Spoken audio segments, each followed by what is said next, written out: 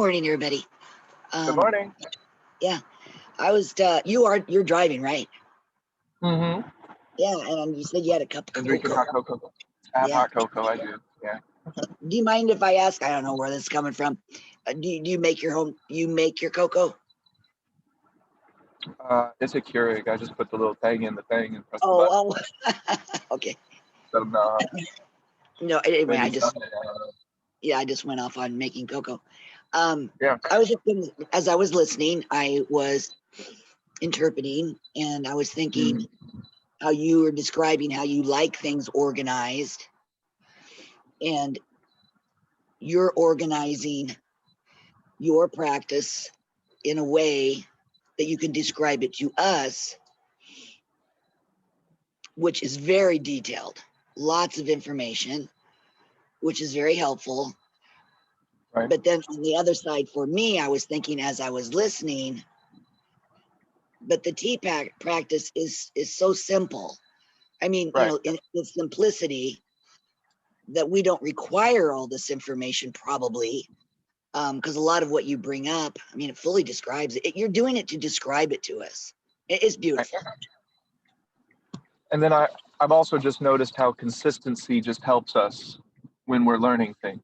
If the way that we use words, I've just noticed if I say this word and nobody can associate to it, we don't communicate very well. So if I come in here and I talk about reality and illusion and leveling up and quantum dynamics and that's all groovy, and I find interest in things like that actually to a certain extent, all things in balance, of course. But like Jerry's saying, this practice is essentially, if you just boiled it down to two things, it's the third pillar and it's the second ring of power. I mean, it's literally that's it. Yes, I mean, yes. I that's mean, it. yeah, but the class just creates, like, I'm only speaking for myself. Anybody else want to pipe in? The class for me is beautiful reminders. I love this engagement. This is a topic that's always I'm going to be here for. Um, but as I'm doing the practice, and then you'll describe a part of the practice, I know I'm already doing that. I just don't describe it to myself. Right. I'm just doing it.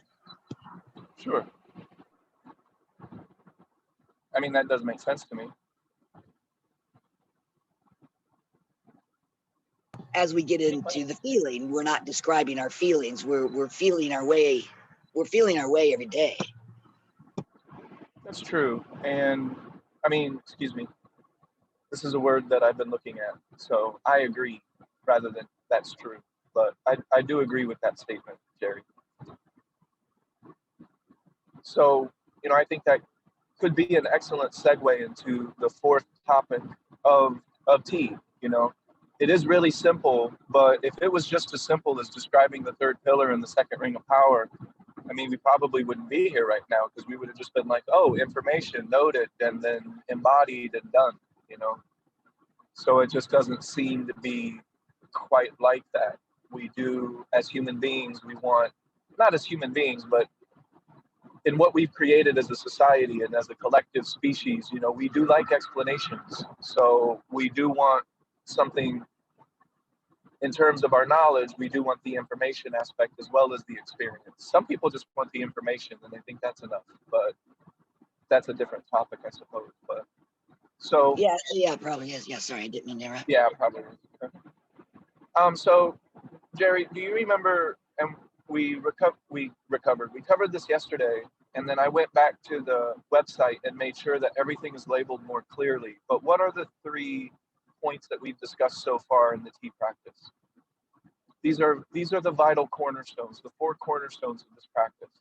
We're about to get into the fourth today, and then that's enough philosophy. But indulge this philosophy for just a couple more hours. I'm not sure what you're asking me. Are you asking me with regard to what you were talking about yesterday? So I thought yesterday we were doing. Oh, we didn't get We, to the fourth one. That's we right. never got to the fourth. Yeah, we ended So up you talking about different things. So what are the 4 basic categories of tea? I've divided it now into 4 categories. They've always existed, but I've just trimmed it down. 4 categories. the first one is the nature of attention. Okay. The second one was tricks of attention. And then the third is the golden mean principle. And today, Sure. and we were going to do the fourth yesterday, but you didn't get to it. Right. So the T practice is divided into four main categories, and it's called basic alignment, counterbalance, warrior training, and then seers training. So those are the four Oh, main that was the wrong. categories. Oh, that wasn't the answer. I see. I see. You're good though.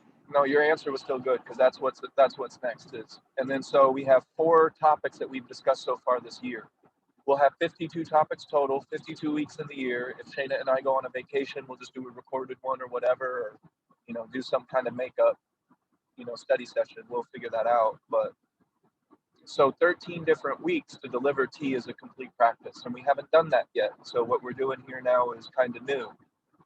And so what we begin with is what I call the four corners. I mean, these are the cornerstones of the T practice. It's absolutely essential that we understand these four elements so that we can move forward with this practice and we kind of have an idea of what we're doing.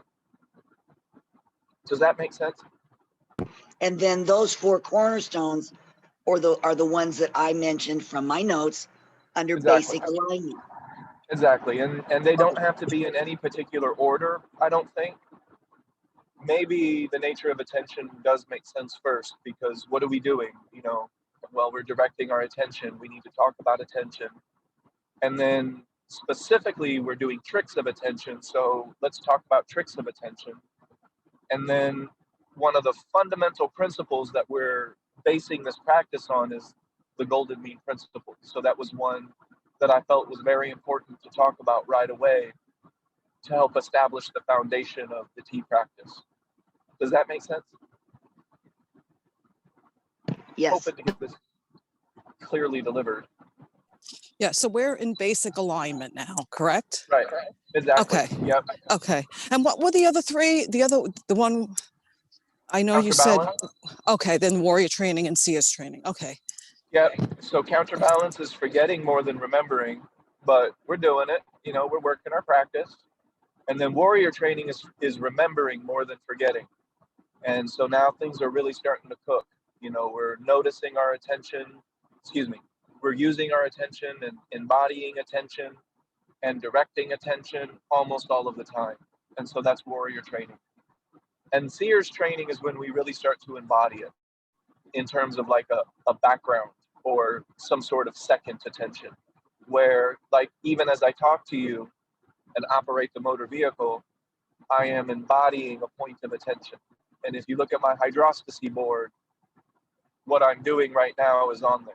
So even as I speak right now, doing the podcast while I drive, I maintain background tricks of attention, background points of deliberate attention. And they're specific and they're on purpose. It's not habit, it's not accidental. I am doing this because I want to, because I want my attention to be where I want it to be. Does that make sense? Yes. Yeah, yes. And that was this is the organization that you're speaking about, how it's categorized. Right. Okay. Exactly. Yeah. It helps. It's it relaxes everything once you understand the organization. Yeah. Okay, good. And then I'm not going to cling to the organization, so we won't create a religion out of this. You know what I mean? Like, this is just a way to organize information. It's not the information or the way. That's right. Why T remains an approach. It's a nice framework. That's, yeah, great. Yeah, I mean, it makes sense, and we've created it together. So, this practice is the culmination of the last 4 years of doing this, and doing the study sessions, the one-on-one sessions, all the different training that we've done has led up to us being able to talk about an organized and complete practice that somebody could do if they want to, or use a little bit of it if they want to, or whatever. Doesn't matter really. But so the golden mean principle, that's super important. Understanding our tricks of attention, that's super important. And understanding the nature of attention is essential for us to work with attention. And just like Jerry said, we have always been paying attention to something, either unconsciously and maybe sometimes on purpose, but most likely our attention was just on default. It was just going to the biological cue, the societal cue, or the closed feedback cues that we have created already, and that's the three destroyers. Does that make sense? That's what our attention was most likely doing for many, many, many years before we started this practice. All that makes sense so far? Yes. Yes, it does. Now, here's an interesting point. The nature of attention, I did not invent. Just like Jerry said, we all have attention. Like, we're all doing it. Whether our attention is deliberate or not is a totally different story, right? But we all have attention. It's all being directed. If we're awake in terms of not physically sleeping, you're not in REM sleep, you're conscious. We talked about that yesterday. You're not unconscious, you're conscious. And I'm not using this in the hipster way, talking about this how we would have described it in, a boxing class or health class at school. If you're unconscious, then you're not awake. You're not aware of the environment around you. If you're unconscious, then you're not aware. If you're conscious, then your attention is at least going outwards, if that makes sense. Does that make sense? Do you get that? Conscious, unconscious, just very basic ways to use those words. Yeah, Yes. makes sense to me. Easy, right? Yeah. Okay. So now there's a reason that this is a cornerstone. But the nature of attention I didn't invent. We all have it. I've just organized some material, and that's cool.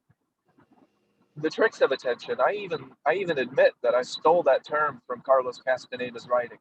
So I'm not plagiarizing it. I've told you guys that I hijacked it because I wanted to remember it myself to do it. So I was calling it tricks of attention in my own experience as well.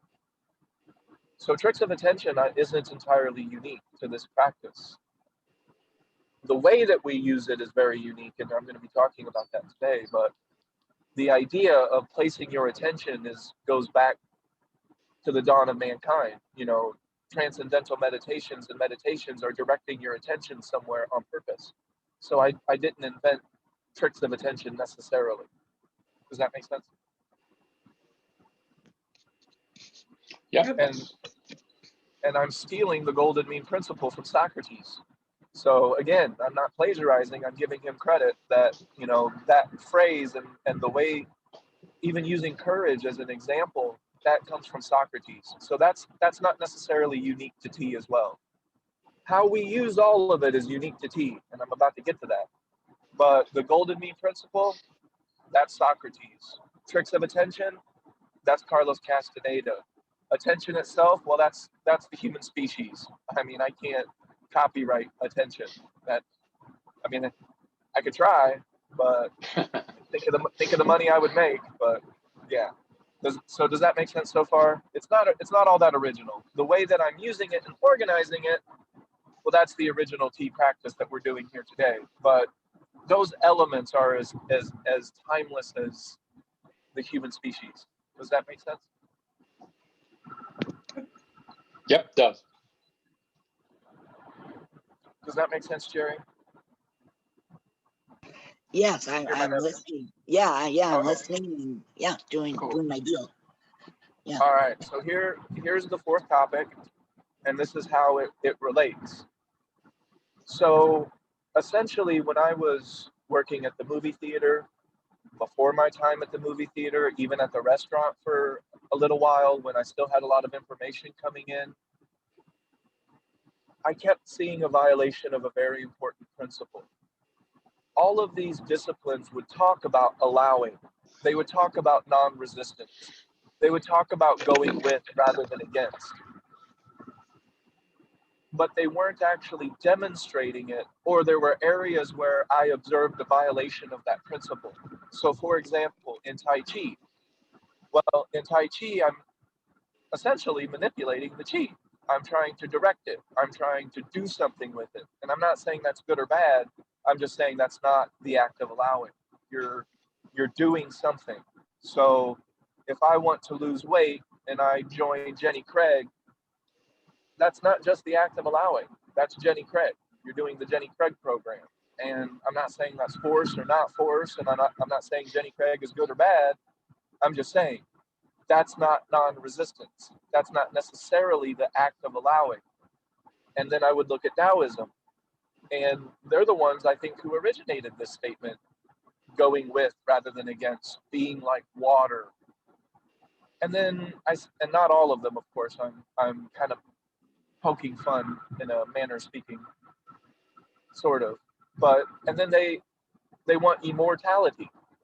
So how is that not trying to control? Now we're trying to control this thing that we call transitioning to something new, or death. So now we're trying to control death, and I'm just like, oh God, okay, here we go. And then I look at these other disciplines, and I walk into a yoga studio, and they're talking non-resistance, or they're talking surrender and going with rather than against. They're using these terms, and then they tell me to manipulate my breath. And then I'm like, wait a second, I'm pushing my diaphragm in and out. How is that allowing anything? Like, what am I allowing? Or am I using force?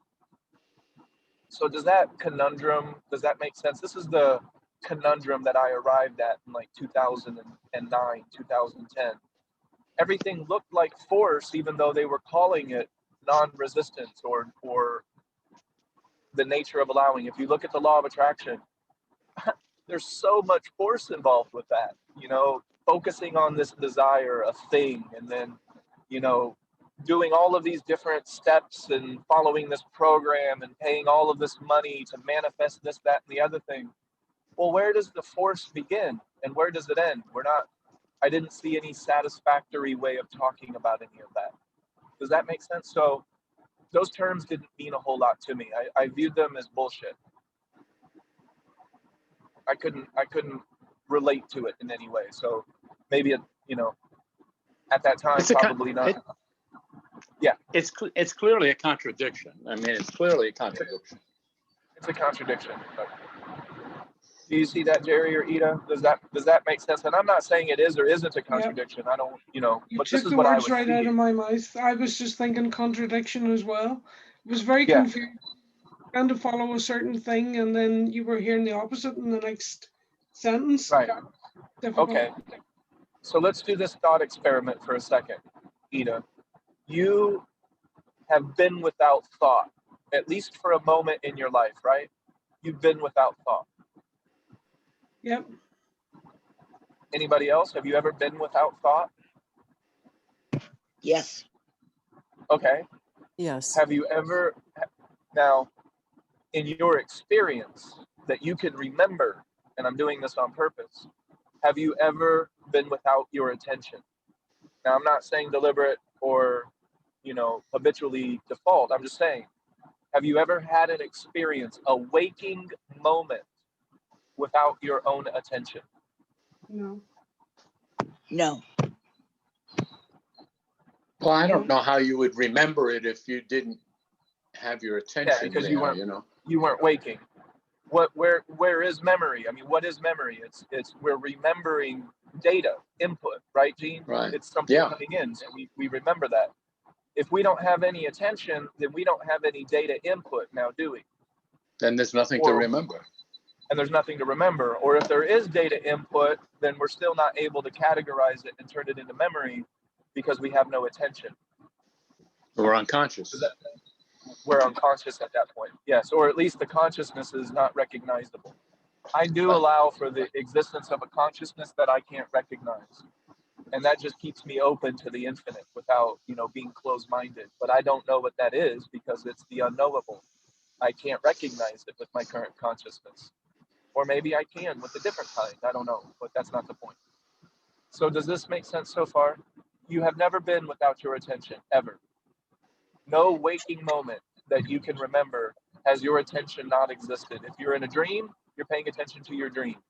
If you're driving and thinking about bullshit, then you're thinking about bullshit and driving. So your attention is still in existence.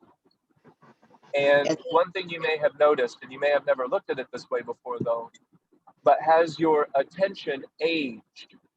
Not memory, Gene, but has your attention itself, does it feel like it's changed or gotten older? Or is it the same attention that you had when you can remember your first memory or your, early memories? Does that make sense? Yeah, that's an awesome question because, yeah, it's I'm still my attention. It hasn't. You're still your attention. Yeah. Yes. You've never been Yeah, separated from your attention. Yes, go ahead. the Gene. perception of the perception is different. Of what? Of attention? Attention, yeah. Yeah. I can pay Yeah, attention to the same things I've paid attention to my whole life, but my I agree. perception is different. Oh, I agree. So that's kind of like the book is the same, but I'm different. So I keep learning from the same book. Is that what you mean, Gene? Okay, I get Yes, that's exactly it. Right. Yeah. My interpretation is different. So I was just yes, Jerry. I was just going to add or ask or assimilate that what you're leading up to in some way, or maybe not, you have described to us that we are attention. We are Yes. it. I can never Yes. not be outside of my attention. Correct. So when you said,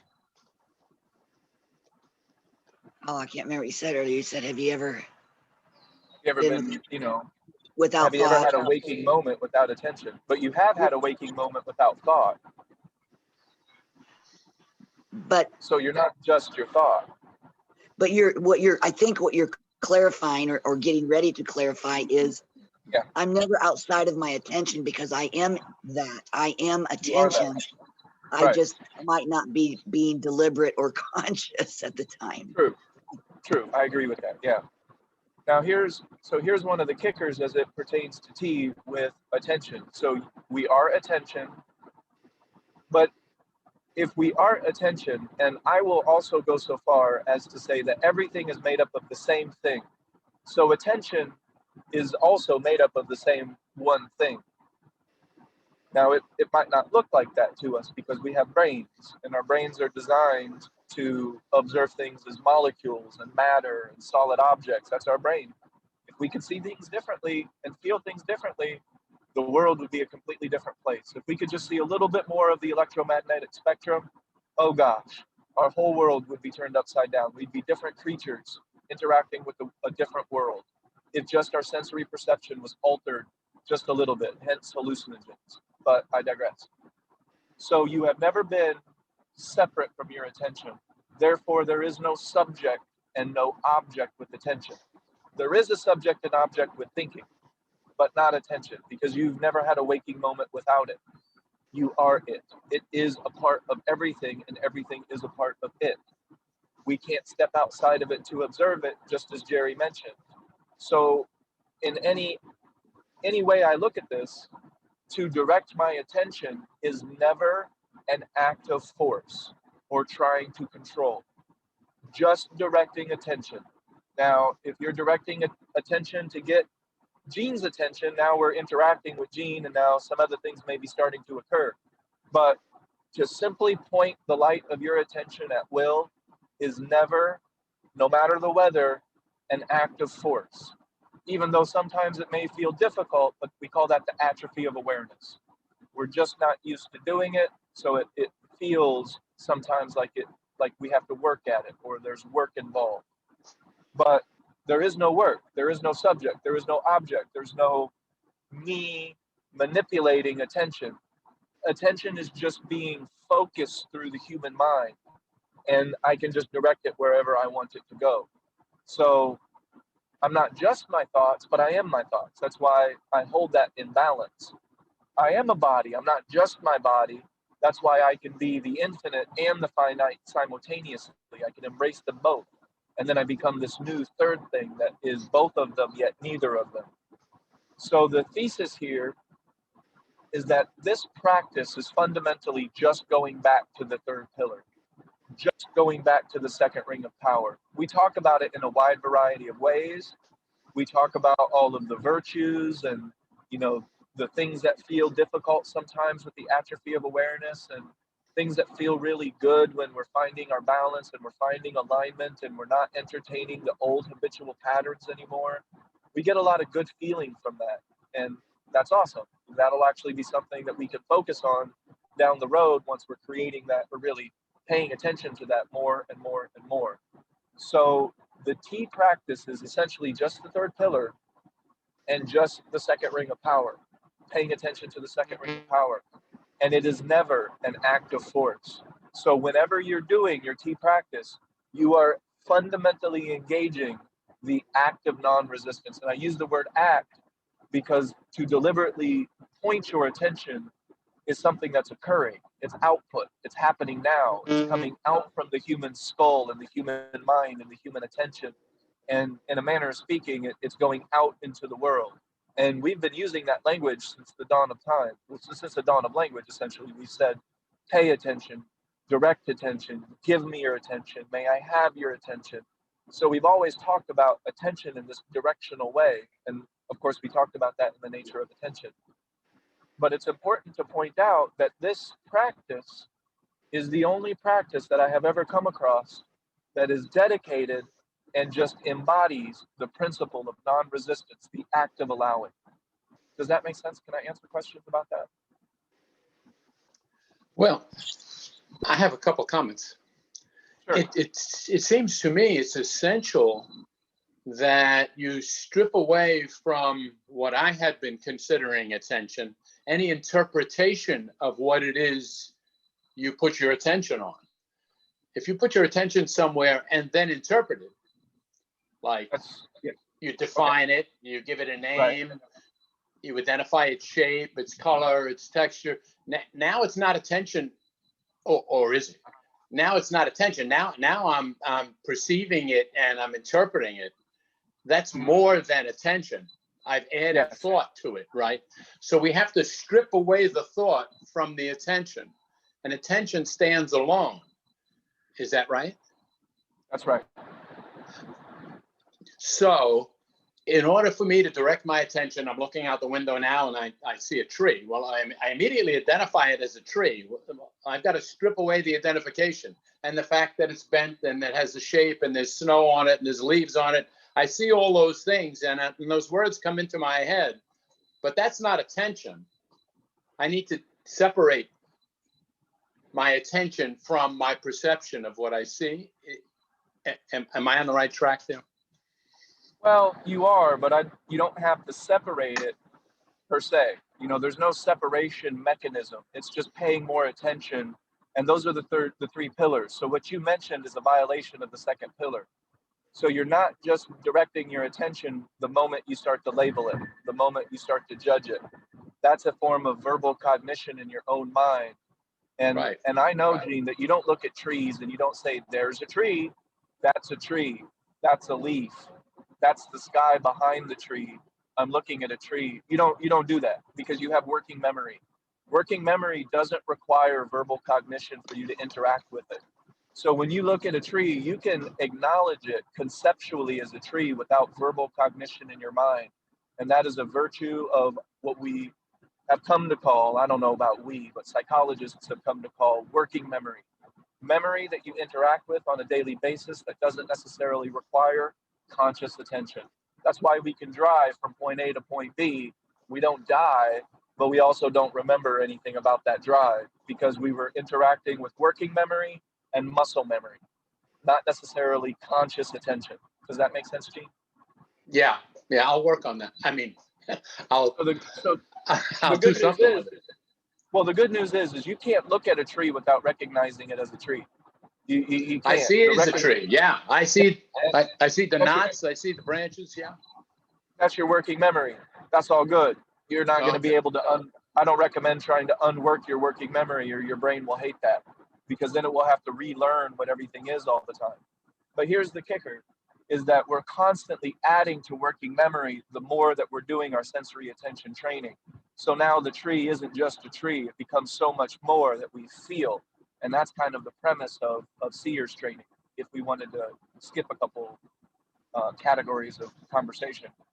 So when you look at a tree, you may recognize it as a tree. And that recognition is the same recognition that a dog can do when it recognizes that a toy is a toy, or that this toy is not a toy, or that this is something the human is asking for. but it doesn't use words. It doesn't think it through. As much as we love to dialogue our animals, I can almost assure you that, and as much as our cartoons portray, I can almost assure you that our animals are not involved in verbal cognition in their own mind. They don't have that language capacity in their mind that we do. You know, that's the evolution of our consciousness that we're able to do that. And that's not the evolution of the dogs in this example. So the good news is, Gene, that you don't have to declare war on working memory, but the moment you start to think about the tree, then you are starting to go away from just pure attention, you know. And that's okay too, because maybe you're going to have a creative thought about the tree. Maybe you're going to have a really interesting thought about the tree. Maybe you're going to have a new way to communicate the nature of trees to people, and that occurs to you as words. I don't recommend declaring war on that. I think that would be an act of force and trying to control. And I don't know why we would need to do that, because those thoughts are probably going to feel good. So if you think about that shit all the time, you're going to be using energy, and eventually it won't feel good, because thinking about any one thing too much violates the golden mean principle. But we just need to go back to our other principle of the act of allowing, and that's the third pillar, just the third pillar. So, Gene, when you're sitting there and you're looking out the window, add some body attention. So look out the window and pay attention to your feet. Give them a wiggle. All right. So you're listening to the sound of my voice. That is a point of attention that hopefully my words are consistently being distributed to where I'm not leaving a lot of room for your own cognition. If you're really listening to me, Gene, like really paying attention to the words as I speak them, while simultaneously paying attention to your feet, while simultaneously looking out the window, while simultaneously paying attention to your breathing without attempting to manipulate it. We call that the smooth breath.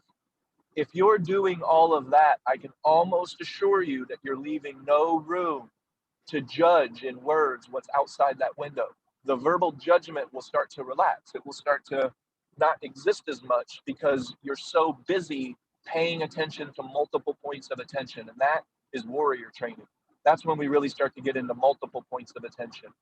And let's say, Gene, this whole time that you've been listening to me, you have been engaging your Dantian, and you haven't been manipulating it. You haven't been trying to control it like sometimes they want to do in Tai Chi. You're just paying attention to it while you listen to me. You're engaging the act of allowing while doing everything else. And so very likely you're going to feel more rooted. You'll feel more centered. You'll feel more present. And all these virtues of T are going to start to usher forth, even though you have a little bit of, I guess you could look at it as resistance. So your physical muscles are resisting gravity, and that's okay. If you do that out of balance, you're going to get really tired, and you could use way more energy than you're taking in, and then you'll die. You can't do that forever. Your body isn't designed to do that. Does that make sense, Gene?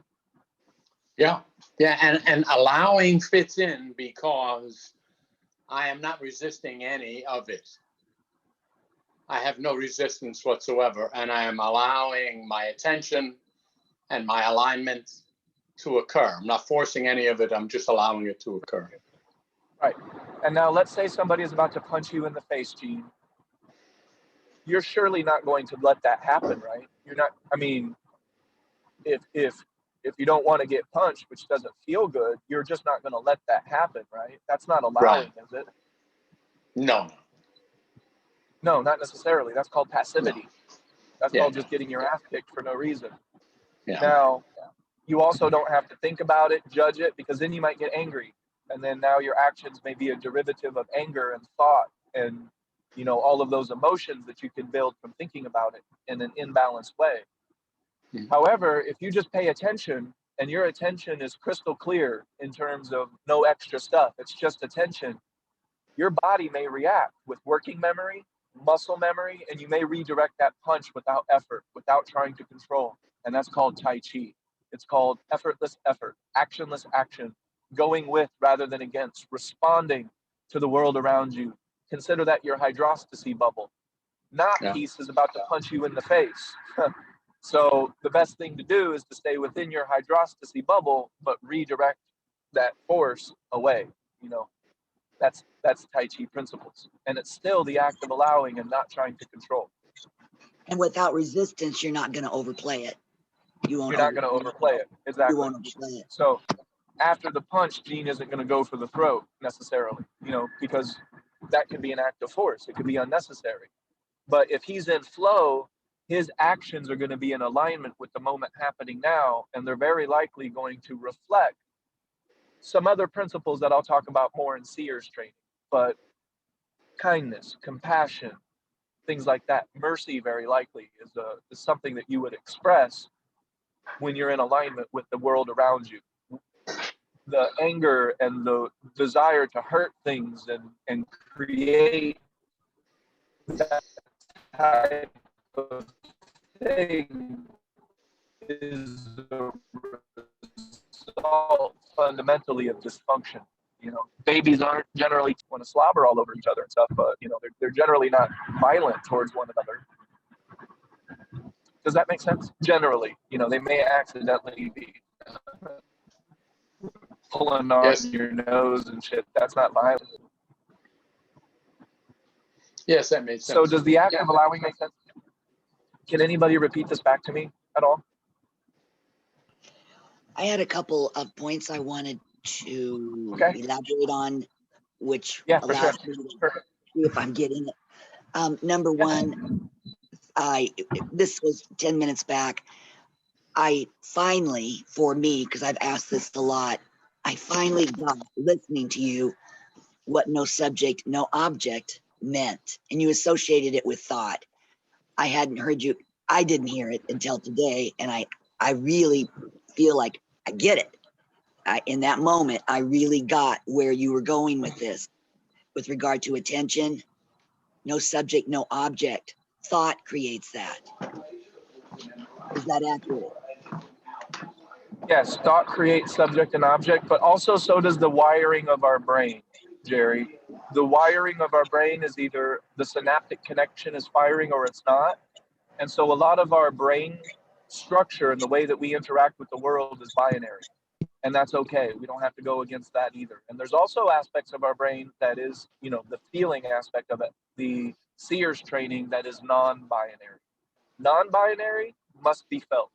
Binary, well, that's where concepts, and we can talk about it. Yes, Chief. I'm sorry. I meant to have my mic off. Oh, okay. Does that make sense, Jerry? Does that answer that question? That the way you're looking at this is, I agree. Yes. Yes, and then I was going to make another comment listening as Gene was describing his perception of this or an example, and you mentioned that could be a violation of the second pillar, and I was just going to give a friendly reminder that as I'm listening to you, second pillar for me it's synonymous with the mindfulness. That's the second pillar, which is mindfulness. Third pillar, deliberate. So if it was a violation possibly of the second pillar, I'm sorry, there's noise in the background. The second pillar being mindfulness, which is the ability to observe the moment without new thought streams occurring. Right. So when you mentioned second pillar, that is becoming more solid for me. Those things are synonymous. Third pillar, synonymous with deliberate. Yes. I don't know what everybody else is doing, but I am doing my deliberate best to have those associated immediately so that I can understand your words. Yeah. And then from there, I was just going to say, you said the third pillar being the act of allowing, and I hadn't thought about it that way, so I'm just going to listen now.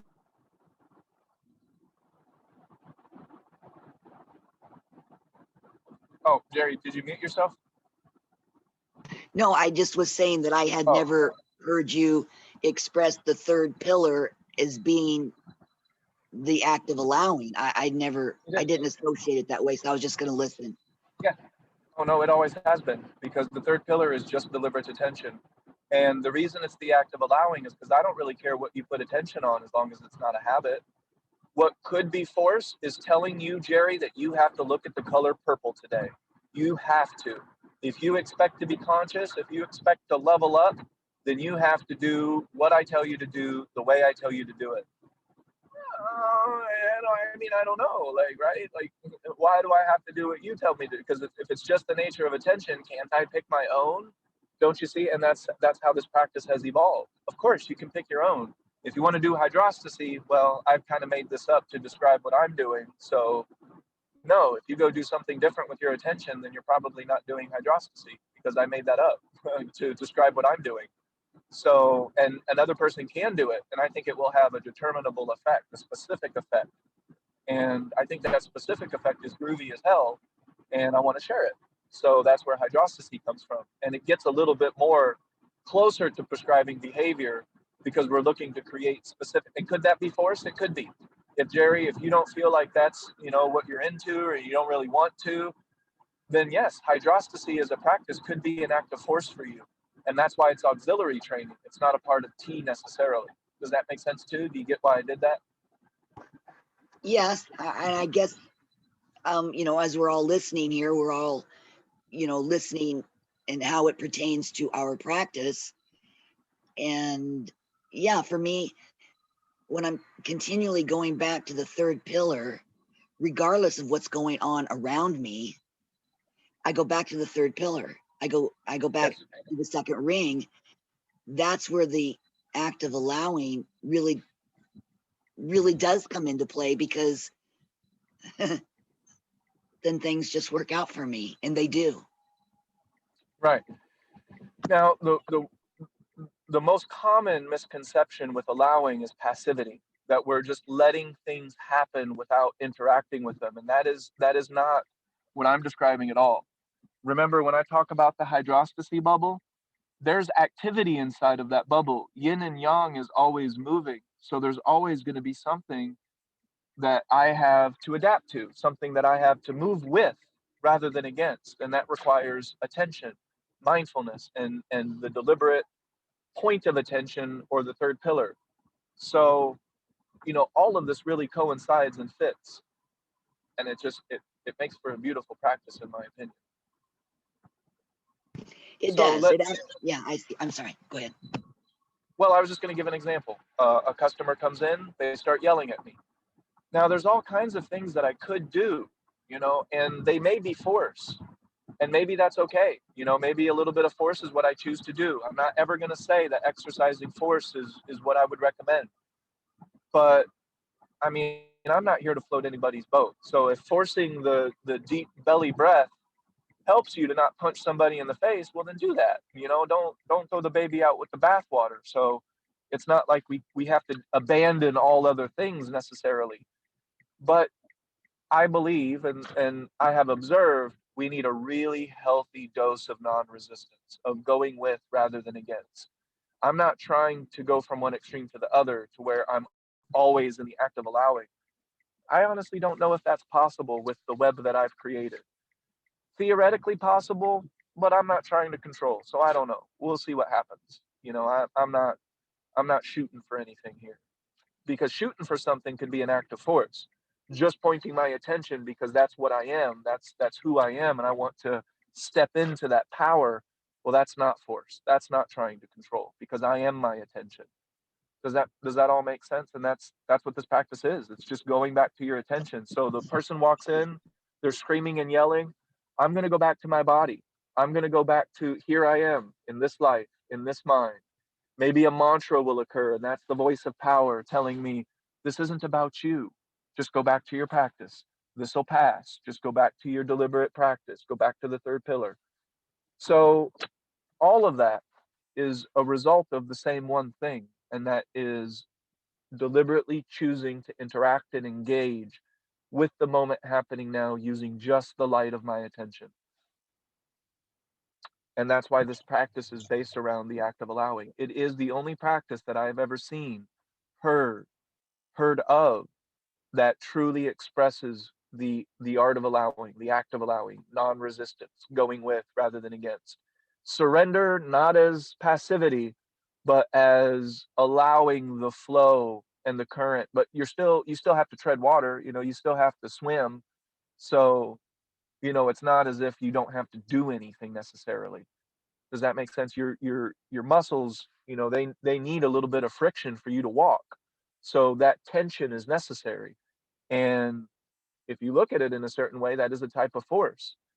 If you do that out of balance, well, you're going to get tired and could lead to muscle aches and, certain types of repetitive motion injuries, and all kinds of things can occur from existing and perpetuating an imbalance. All this makes sense. The act of allowing, the fourth cornerstone of this practice, everything Yes. is based around this. Yes, and it just completely pertains to our life in the island of the practical. You've had yours in the last week. Every one of us have had our own. And when we go back to the third pillar and the second ring, when we're in the midst of these island of the practical experiences, it goes to all the other fundamentals of this practice, which is, overreacting, trying to figure it out. Well, how's this going to affect me? And your mind starts going, you start thinking about it. Well, I didn't deserve this. And you know what I mean? You start this whole thought process, which doesn't, that's not the act of allowing. Third pillar, second ring.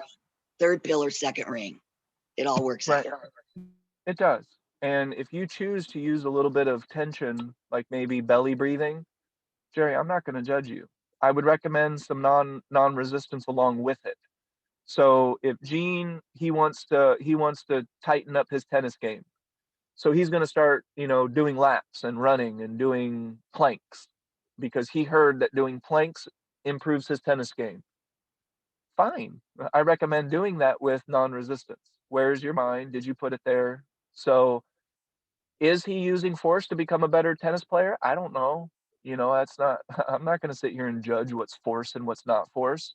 The only thing that I know that's not force is deliberately pointing your attention. And you can do that alongside everything else. Does that make sense? To degrees. We're using non-resistance. We're embodying it 2 degrees. I love that, Gene. 2 degrees.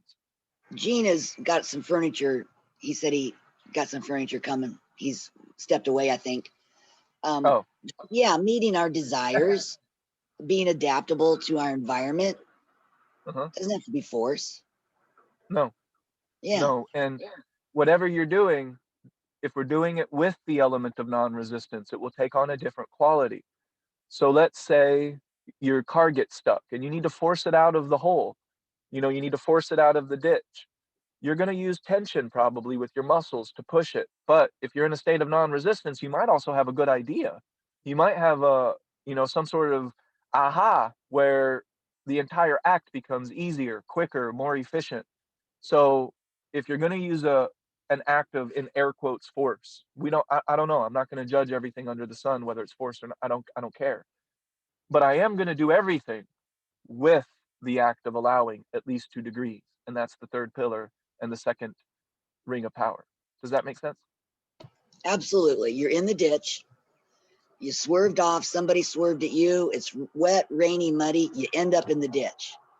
Yep. What I'm not going to do is overthink it. I'm not going to get down on them, get down on myself, start adding a shitload of words to it. I just know I'm not going to do that. But what I will do is, okay, is there something around? Is there some high grasses I can put under the tires that maybe will allow me to drive out? I'm going to get at it and just do and be adaptable and work my way out of the ditch. Mm-hmm.